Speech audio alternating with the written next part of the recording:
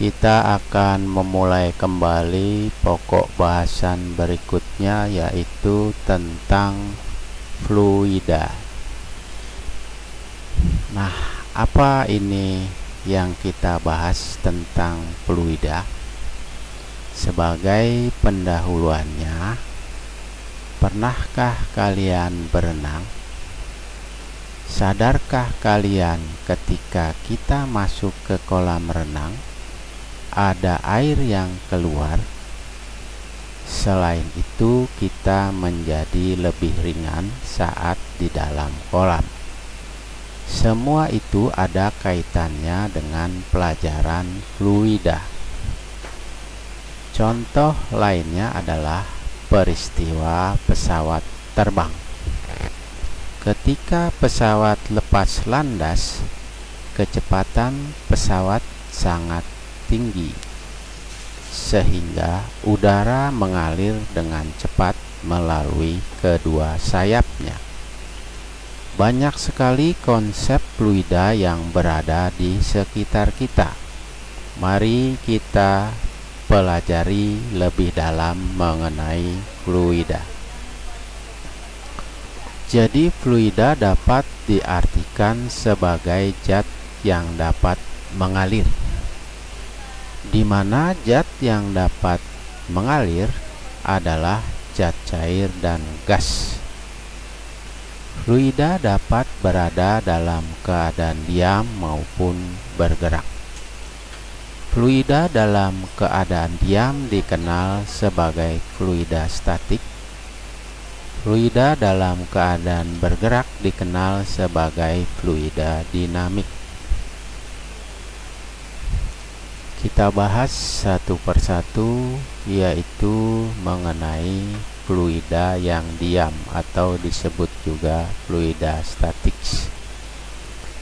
Besaran yang pertama yang harus kita pahami adalah massa jenis.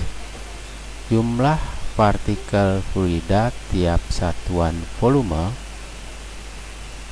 disebut sebagai massa jenis, atau Rho sama dengan massa dibagi volume. Rho adalah massa jenis dengan satuan kilogram per meter kubik. M adalah massa dengan satuan kilogram. V sama dengan volume dengan satuan meter kubik. Besaran berikutnya adalah tentang berat jenis, di mana berat jenis dalam rumusnya adalah berat dibagi volume. Dan besaran berikutnya pada fluida adalah tekanan, di mana tekanan adalah gaya per satuan luas. P adalah tekanan dengan satuan Newton per meter persegi. F adalah gaya dengan satuan Newton. Dan A adalah luas dengan satuan meter persegi, di mana 1 Pascal sama dengan 1 Newton per meter persegi, atau 1 atm sama dengan 76 cm Hg, atau 1 atm sama dengan 110328 Pascal. Pada fluida statis, maka kita akan membahas mengenai tekanan hidrostatik, di mana tekanan hidrostatik adalah tekanan yang dialami benda oleh fluida. Besarnya adalah pH sama dengan Rho GH. pH adalah tekanan hidrostatik, Rho adalah massa jenis fluida, G adalah percepatan gravitasi, dan H adalah kedalaman. H pada tekanan hidrostatis adalah kedalaman, sekali lagi bukan ketinggian. Ada lagi yang dinamakan tekanan atmosfer, yaitu tekanan udara luar, yaitu tekanan yang besarnya 1 atm. kita akan membahas tentang hukum pokok hidrostatika, di mana hukum pokok hidrostatika menyatakan bahwa tekanan pada suatu titik dengan kedalaman yang pada suatu jenis zat adalah sama. Ya, pada tinggi yang berbeda, zat jenisnya sama, maka hukum hidrostatisnya adalah pH1 sama dengan pH2. Ya, yang dialami. Jadi dialami pada suatu zat cair adalah sama seperti ini. Di sini kaitannya dengan bejana berhubungan ya. Yang kedua adalah berbicara tentang hukum Pascal.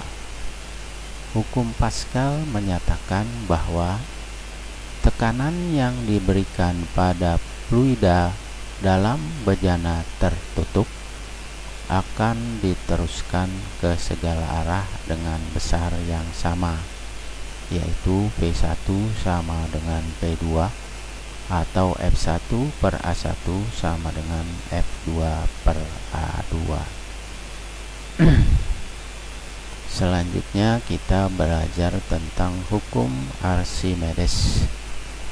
Hukum Archimedes menyatakan bahwa setiap benda yang dicelupkan ke dalam fluida, maka benda akan mendapat gaya angkat ke atas, atau yang disebut juga gaya apung, yang besarnya sama dengan berat zat fluida yang dipindahkan, di mana dalam bahasa matematika atau rumusnya FA sama dengan WU dikurangi FWF, atau FA sama dengan rho GV.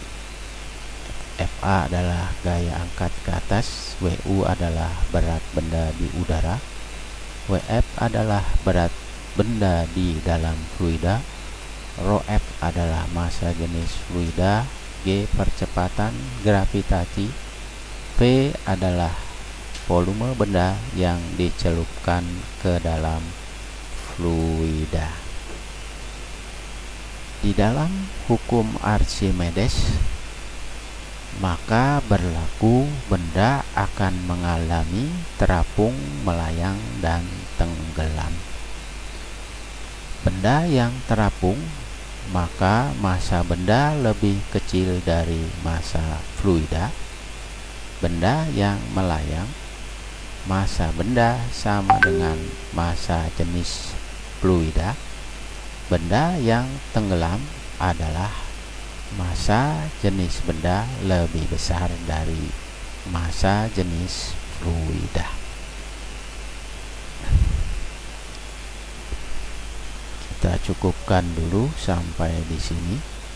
Kita akan bahas berikutnya kemudian tentang tegangan permukaan.